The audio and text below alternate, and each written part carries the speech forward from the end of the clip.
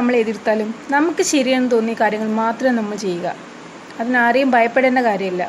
ആ സമയത്ത് നമ്മൾ ഒറ്റപ്പെടുമ്പോൾ പ്രാർത്ഥനയാണ് ഒരു മനുഷ്യനെ ഏറ്റവും ശക്തനാക്കുന്നത്. അപ്പോൾ നിങ്ങളുടെ ഓരോ ദിവസവും പ്രാർത്ഥനയോടുകൂടി തുടങ്ങുക. നിങ്ങൾക്ക് നന്മ മാത്രം വരട്ടെ. അപ്പോൾ CSEBയുടെ പുതിയൊരു വീഡിയോയിലേക്ക് നിങ്ങൾക്ക് എല്ലാവർക്കും സ്വാഗതം. ഞാൻ നിങ്ങളുടെ സ്വന്തം മിഥില. അപ്പോൾ ഞാനിന്ന് എത്തുന്നത് ഒരു 10 അക്കൗണ്ടിങ് ക്വസ്റ്റ്യൻസുമായിട്ടാണ്. ഇപ്പോൾ നമ്മൾ കഴിഞ്ഞ 2 ക്ലാസ്സുകളിലായിട്ട് 20 ക്വസ്റ്റ്യൻ കണ്ടു. അപ്പോൾ ഈ ഒരു 3 ക്ലാസ്സും കൂടി ആകുമ്പോൾ നമ്മൾ മൊത്തം 30 ക്വസ്റ്റ്യൻസ് പരിചയപ്പെടുകയാണ്. അപ്പോൾ അതിൻ്റെ തിയറി ഭാഗം കൂടി പഠിച്ചു പോവുകയാണ്. അപ്പോൾ ഇതുവരെയുള്ള ക്ലാസ്സുകളൊക്കെ നിങ്ങൾക്ക് മനസ്സിലായെന്ന് വിചാരിക്കുന്നു. അപ്പോൾ വീഡിയോയിലോട്ട് കടക്കുന്നതിന് മുമ്പ് നിങ്ങൾ ആദ്യമായിട്ടാണ് എൻ്റെ ചാനൽ കാണുന്നതെങ്കിൽ ദയവായി സബ്സ്ക്രൈബ് ചെയ്യുക. വീഡിയോ ഇഷ്ടപ്പെട്ടെങ്കിൽ ലൈക്ക് ചെയ്യുക, കമൻറ്റ് ചെയ്യുക. അതുപോലെ നിങ്ങളുടെ ഫ്രണ്ട്സിനോട് ഒന്ന് ഷെയർ ചെയ്ത് കൊടുക്കുക. നിങ്ങൾ തരുന്ന നിങ്ങളുടെ സപ്പോർട്ടാണ് എൻ്റെ കോൺഫിഡൻസ് എന്ന് പറയുന്നത്. അപ്പോൾ ദയവായി എന്നെ സപ്പോർട്ട് ചെയ്യുക. അപ്പോൾ നമുക്ക് വീഡിയോയിലോട്ട് കിടക്കാം. ഓക്കെ, അപ്പോൾ നമുക്ക് ഫസ്റ്റ് ക്വസ്റ്റ്യൻ നോക്കാം. Which accounting concept seeks to make a distinction between the business and the proprietor and his dealings with the business should be regarded as transaction? ഒന്നുകൂടി വായിക്കാം. Which accounting concept seeks to make a distinction between the business and the proprietor and his dealings with the business should be regarded as transaction? അതായത് ക്വസ്റ്റ്യനിൽ എന്താ ചോദിച്ചതെന്ന് വെച്ചാൽ, ഏത് accounting concept പ്രകാരമാണ് ബിസിനസ്സിനെ അതിൻ്റെ ഓണറിൽ നിന്നും ഡിഫറെൻ്റ് ആക്കുന്നത്? അതായത് ബിസിനസ്സിന് അതിൻ്റെ ഓണറിൽ നിന്നും ഒരു ഡിഫറെൻറ്റ് എൻറ്റിറ്റി ഉണ്ടാക്കുന്നത് ഏത് കോൺസെപ്റ്റ് പ്രകാരമാണ്? അതുപോലെ തന്നെ ഏത് കോൺസെപ്റ്റ് പ്രകാരമാണ് നമ്മുടെ ഓണറുടെ ഡീലിങ്സ് ബിസിനസ് എന്താണ് വെറും ട്രാൻസാക്ഷൻസ് ആയിട്ട് രേഖപ്പെടുത്തുന്നതെന്നാണ് ചോദിച്ചിട്ടുള്ളത്. ഏത് അക്കൗണ്ടിങ് കോൺസെപ്റ്റ് പ്രകാരമാണ് ബിസിനസ്സിന് അതിൻ്റെ ഓണറിൽ നിന്നൊരു സെപ്പറേറ്റ് ലീഗൽ എൻറ്റിറ്റി ഉള്ളതെന്നാണ് ക്വസ്റ്റ്യനിൽ ചോദിച്ചിട്ടുള്ളത്. ആൻസർ അക്കൗണ്ടിങ്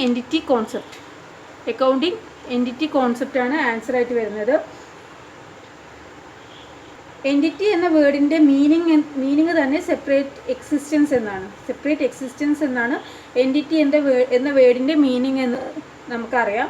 അപ്പോൾ ഈ കോൺസെപ്റ്റ് പറയുന്നത് ബിസിനസ്സിന് ഓണറിൽ നിന്നും ഒരു സെപ്പറേറ്റ് ലീഗൽ എൻറ്റിറ്റി ഉണ്ടെന്നാണ്, അല്ലെങ്കിൽ ഒരു നിലനിൽപ്പ് ഉണ്ടെന്നാണ്.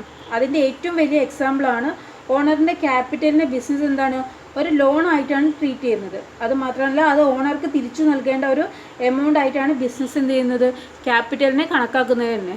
അപ്പോൾ ഈ അക്കൗണ്ടിങ് എൻറ്റിറ്റി കോൺസെപ്റ്റ് പ്രകാരം ബിസിനസ്സിന് അതിൻ്റെ ഓണറിൽ നിന്ന് ഒരു സെപ്പറേറ്റ് ലീഗൽ എൻറ്റിറ്റി ഉണ്ടെന്നാണ് പറയുന്നത്.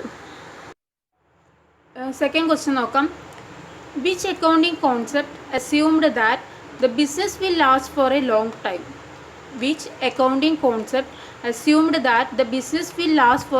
ടൈം? ഏത് അക്കൗണ്ടിങ് കോൺസെപ്റ്റ് പ്രകാരമാണ് നമ്മൾ ബിസിനസ്സിന് ഒരു ലോങ് ടേം എക്സിസ്റ്റൻസ് ഉണ്ടെന്ന് നമ്മൾ അസ്യൂം ചെയ്യുന്നതെന്നാണ് ക്വസ്റ്റ്യൻ ചോദിച്ചിട്ടുള്ളത്. Answer going concern concept. ഈ കോൺസെപ്റ്റിൽ പറയുന്നത് ബിസിനസ്സിന് ഒരു ലോങ് ടേം എക്സിസ്റ്റൻസ് ഉണ്ടെന്നാണ്. അതുമാത്രമല്ല, ഈ കോൺസെപ്റ്റ് പ്രകാരമാണ് നമ്മളുടെ ഫിക്സഡ് അസറ്റിനെ ഒറിജിനൽ കോസ്റ്റിൽ റെക്കോർഡ് ചെയ്യുന്നത്. കൂടാതെ ഒരു സിസ്റ്റമാറ്റിക് മാനറിൽ തന്നെ ഡിപ്രീസിയേഷൻ ചാർജ് ചെയ്യുന്നുണ്ട്. ഈ depreciation amount profit and loss അക്കൗണ്ടിൽ കാണിക്കുന്നതും ഈ കോൺസെപ്റ്റ് പ്രകാരമാണ്. ഓക്കെ, അതായത് ഗോയിങ് കൺസേൺ കോൺസെപ്റ്റ് പ്രകാരം ബിസിനസ്സിന് ഒരു ലോങ് ടൈം എക്സിസ്റ്റൻസ് ഉണ്ടെന്നാണ് നമ്മൾ അസ്യൂം ചെയ്യുന്നത്. ഈ കോൺസെപ്റ്റ് പ്രകാരം ഫിക്സഡ് അസറ്റ് റെക്കോർഡ് ചെയ്യുന്നത് ഒറിജിനൽ കോസ്റ്റിലാണ്. കൂടാതെ ഒരു സിസ്റ്റമാറ്റിക് മാനറിൽ ഡിപ്രീസിയേഷനും ചാർജ് ചെയ്യുന്നുണ്ട്. Depreciation amount profit and loss account കാണിക്കുന്നതും ഈ കോൺസെപ്റ്റ് പ്രകാരമാണ്. അപ്പോൾ മൂന്നാമത്തെ ക്വസ്റ്റ്യൻ നോക്കാം.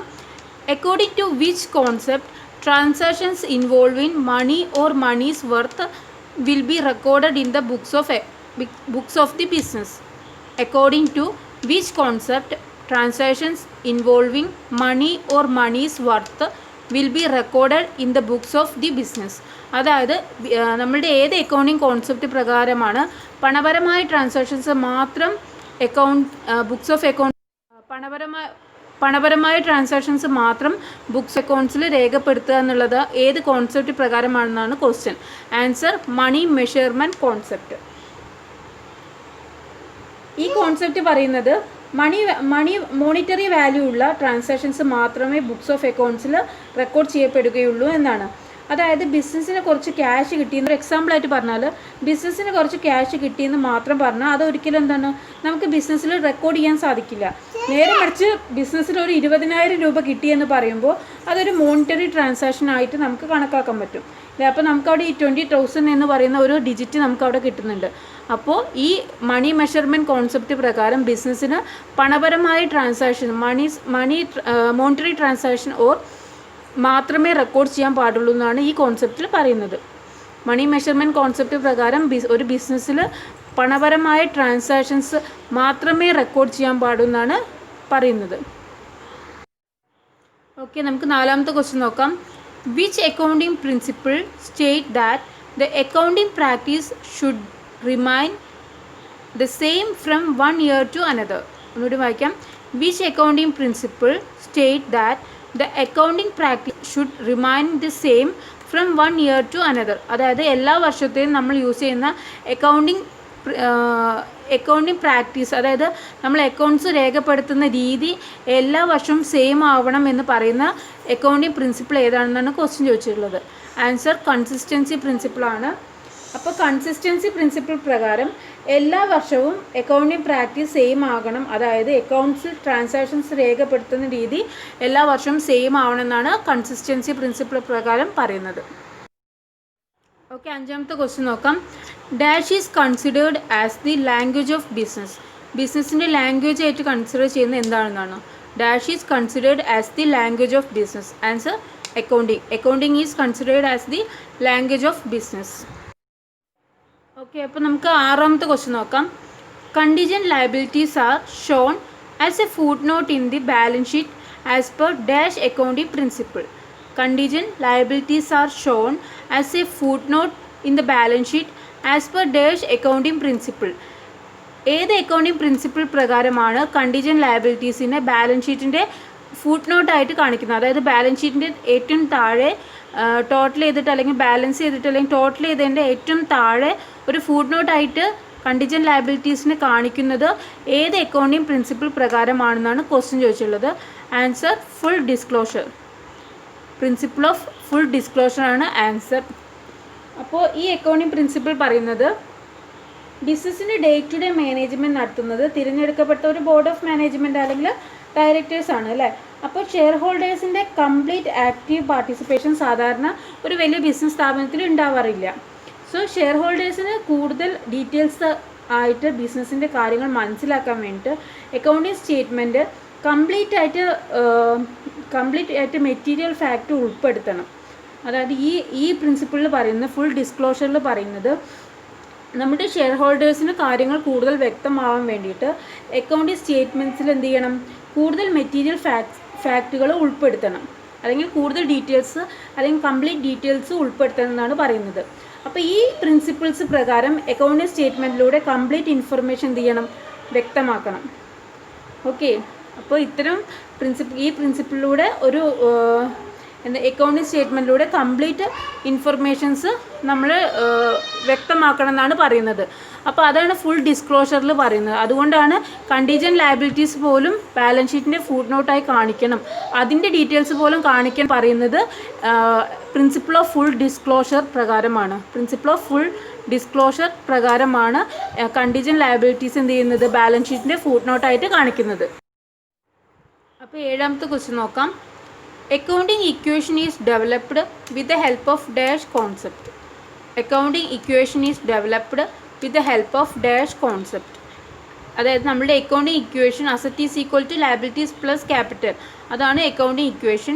ഈ അക്കൗണ്ടിംഗ് ഇക്വേഷൻ ഡെവലപ്പ് ചെയ്തത് ഏത് കോൺസെപ്റ്റിൻ്റെ അടിസ്ഥാനത്തിലാണ്, അല്ലെങ്കിൽ ഏത് കോൺസെപ്റ്റിൻ്റെ ഹെൽപ്പോട് കൂടിയിട്ടാണെന്ന ക്വസ്റ്റ്യൻ ചോദിച്ചുള്ളത്. ആൻസർ ഡ്യുവൽ ആസ്പെക്റ്റ് കോൺസെപ്റ്റ് ആണ്. ഡ്യുവൽ ആസ്പെക്റ്റ് കോൺസെപ്റ്റിൻ്റെ ഹെൽപ്പോട് കൂടിയിട്ടാണ് നമ്മൾ അക്കൗണ്ടിംഗ് ഇക്വേഷൻസ് ഡെവലപ്പ് ചെയ്തെടുത്തത്. അപ്പോൾ ഈ ഒരു കോൺസെപ്റ്റിൽ പറയുന്നത് എല്ലാ ട്രാൻസാക്ഷനും ഡ്യുവൽ ആസ്പെക്റ്റ് ഉണ്ട്. അതായത് ഗിവിങ് ആസ്പെക്റ്റും ഉണ്ട്, റിസീവിങ് ആസ്പെക്റ്റും ഉണ്ട്. അതായത് ഇപ്പോൾ ഏതൊരു ട്രാൻസാക്ഷനും ഡെബിറ്റ് ആസ്പെക്റ്റും ഉണ്ട്, ക്രെഡിറ്റ് ആസ്പെക്റ്റും ഉണ്ടെന്നാണ് ഈ ഒരു കോൺസെപ്റ്റ് പ്രകാരം പറയുന്നത്.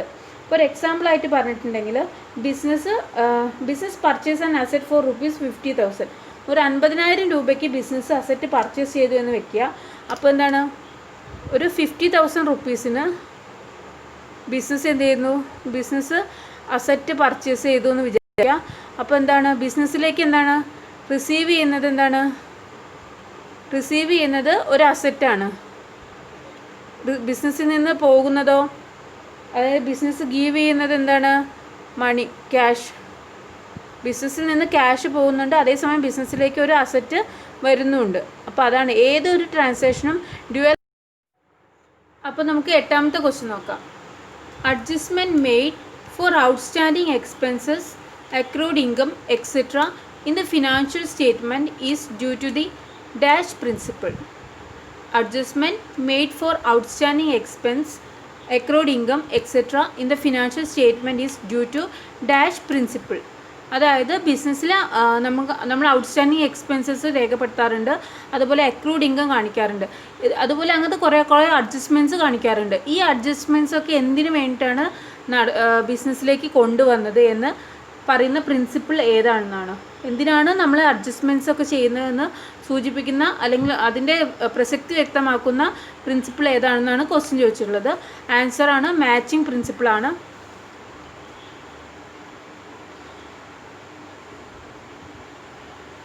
ഈ പ്രിൻസിപ്പിൾ പറയുന്നത് അക്കൗണ്ടിങ് പീരീഡിലെ ബിസിനസ്സിൻ്റെ കോസ്റ്റ് അല്ലെങ്കിൽ എക്സ്പെൻസിനെ ആ ഇയറിലെ റവന്യൂവുമായിട്ട് കമ്പയർ ചെയ്യുക. അതായത് അക്കൗണ്ടിങ് ഇയറിലെ കോസ്റ്റ് അല്ലെങ്കിൽ എക്സ്പെൻസിനെ അതേ ഇയറിലെ റവന്യൂവുമായിട്ട് കമ്പയർ ചെയ്യുക.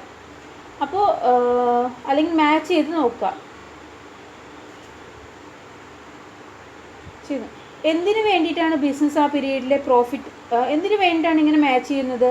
ബിസിനസ് എന്ത് ചെയ്യുന്നത് ആ ഇയറിലെ അല്ലെങ്കിൽ ആ ഫിനാൻഷ്യൽ ഇയറിലെ പ്രോഫിറ്റ് ഓർ ലോസ് അസർട്ടൈൻ ചെയ്യാൻ വേണ്ടിയിട്ടാണ് നമ്മളുടെ കോസ്റ്റ് അല്ലെങ്കിൽ എക്സ്പെൻസിനെ റവന്യൂവുമായി കമ്പയർ ചെയ്യുന്നത്. അതായത് ഒരു പർട്ടിക്കുലർ ഫിനാൻഷ്യൽ പീരീഡിൽ ലഭിച്ചിട്ടുള്ള റവന്യൂവിനെ എക്സ്പെൻസുമായിട്ട് കമ്പയർ ചെയ്ത് നോക്കണം.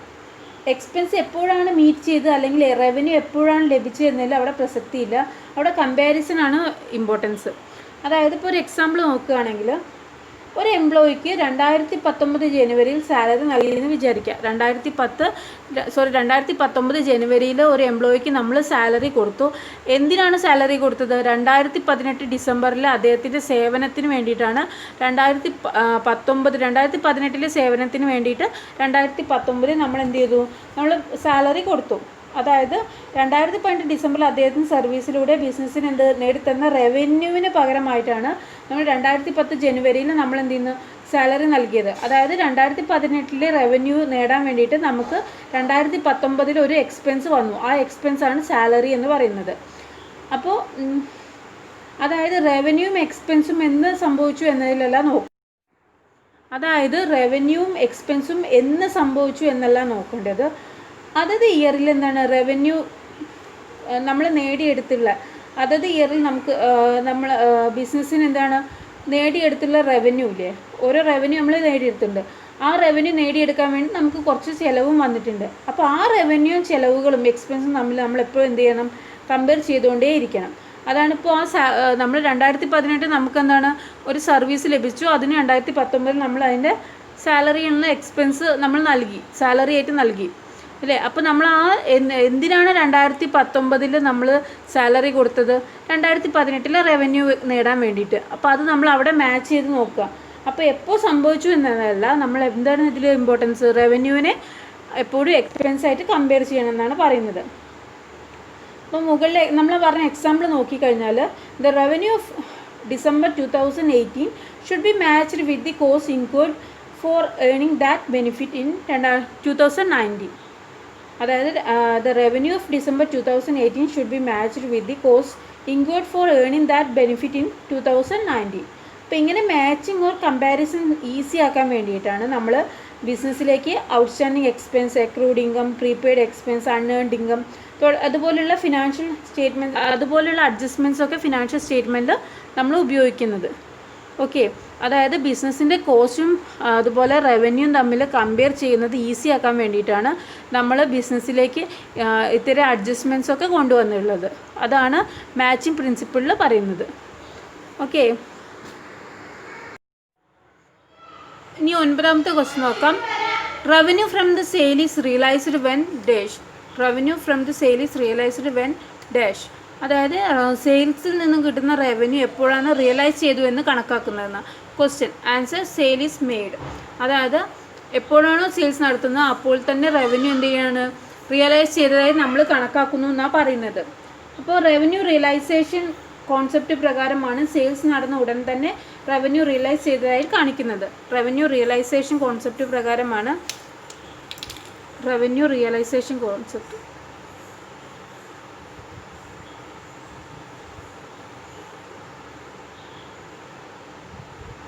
റവന്യൂ റിയലൈസേഷൻ കോൺസെപ്റ്റ് പ്രകാരമാണ് നമ്മളുടെ സെയിൽസ് നടന്ന സമയത്ത് തന്നെ സെയിൽസിൻ്റെ റവന്യൂ റിയലൈസ് ചെയ്തതായിട്ട് നമ്മൾ കണക്കാക്കപ്പെടുന്നത്. അപ്പോൾ അതായത് സാധനങ്ങൾ സെല്ലറിൽ നിന്ന് ബയറിലേക്ക് എത്തുന്ന ടൈമിൽ തന്നെ എന്ത് ചെയ്യുന്നു, റവന്യൂ റിയലൈസ് ചെയ്തതായിട്ട് നമ്മൾ കണക്കാക്കുന്നു. അപ്പോൾ ക്യാഷ് സെയിൽസ് ആയാലും ക്രെഡിറ്റ് സെയിൽസ് ആയാലും സെയിൽസ് നടന്ന ടൈമിൽ തന്നെ റവന്യൂ റിയലൈസ് ചെയ്തതായിട്ട് ഈ കോൺസെപ്റ്റ് പ്രകാരം നമ്മൾ കണക്കാക്കുന്നു. റവന്യൂ റിയലൈസേഷൻ കോൺസെപ്റ്റാണ് ഇവിടെ അപ്ലൈ ചെയ്തിട്ടുള്ളത്. റവന്യൂ റിയലൈസേഷൻ കോൺസെപ്റ്റ് പ്രകാരം ക്രെഡിറ്റ് സെയിൽസ് ആയാലും ക്യാഷ് സെയിൽസ് ആയാലും സെയിൽസ് നടന്ന അതേ സമയത്ത് തന്നെ റവന്യൂ റിയലൈസ് ചെയ്തതായിട്ട് ബിസിനസ് കണക്കാക്കുന്നു. അപ്പോൾ നമുക്ക് ലാസ്റ്റ് ക്വസ്റ്റ്യൻ നോക്കാം. Accounting principles are based on dash. Accounting principles base ചെയ്യുന്നത് പ്രാക്ടിക്കബിലിറ്റിയാണ്. ഓക്കെ, അപ്പോൾ ഇതൊക്കെയാണ് ഇന്ന് നമ്മൾ ഡിസ്കസ് ചെയ്ത 10 ക്വസ്റ്റ്യൻസ്. അപ്പോൾ എല്ലാവർക്കും മനസ്സിലായെന്ന് വിചാരിക്കുകയാണ്. അപ്പോൾ ഈ 3 ക്ലാസ്സിലായി നമ്മളിപ്പോൾ 30 ക്വസ്റ്റ്യൻസോളം ഡിസ്കസ് ചെയ്തിട്ടുണ്ട്. അപ്പോൾ എല്ലാവർക്കും മനസ്സിലായെന്ന് വിചാരിക്കുന്നു. ഇനി നിങ്ങൾ ഈ ക്വസ്റ്റ്യൻസിൽ എന്തെങ്കിലും നിങ്ങൾക്ക് ഡൗട്ട് തോന്നുകയാണെങ്കിൽ ദയവായിട്ട് അത് കമൻറ്റ് ചെയ്യുക. അപ്പോൾ ഞാൻ കുറച്ചുകൂടി ക്ലിയർ ആയിട്ട് പറഞ്ഞു തരുന്നതായിരിക്കും കേട്ടോ. അപ്പോൾ നെക്സ്റ്റ് വീഡിയോയുമായി വരുന്നവരെ നന്ദി, നമസ്കാരം.